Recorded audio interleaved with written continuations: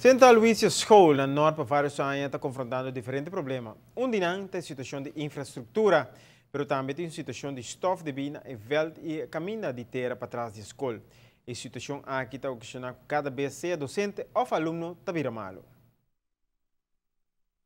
No momento que um docente ou aluno falta escola por motivo de uma situação incômoda, e não está no seu lugar.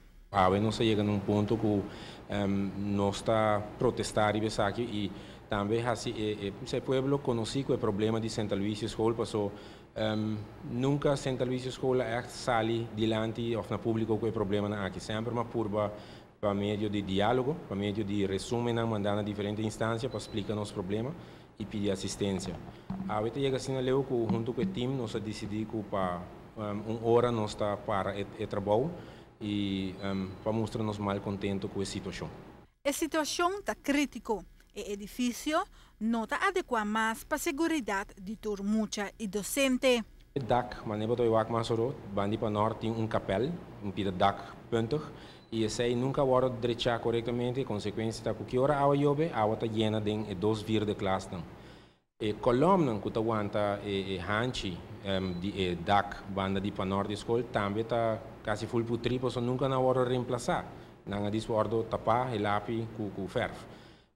Nós temos problema de corrente, por qual motivo tampouco nós não podemos chegar na airco nunca, passou mestre track cabo de transformador huis, banda de sentar na escola para trazer para nós por upgrade nos corrente.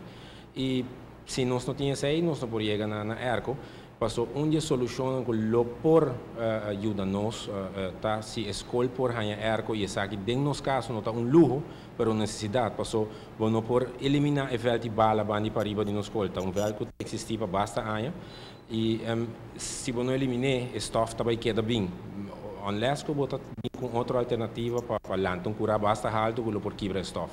Sin embargo, más que 5 viajes a diferentes departamentos de gobierno y otra instancia había una situación, pero te día de hoy, nada no ha cumplido con él. Había diferentes grupos de personas, había representantes de DOE, había representantes de dirección onderwijs también. Também, naturalmente, de escola, mas não também estão ao tanto de situações, não também está preocupado, mas não capacidade para ajudar a escola com um problema grande, assim, está tendo certo limite. Pero cada viagem não está bem visitar a escola e me está sinta guarda arriba verslag ou arriba decisão que nunca te chega.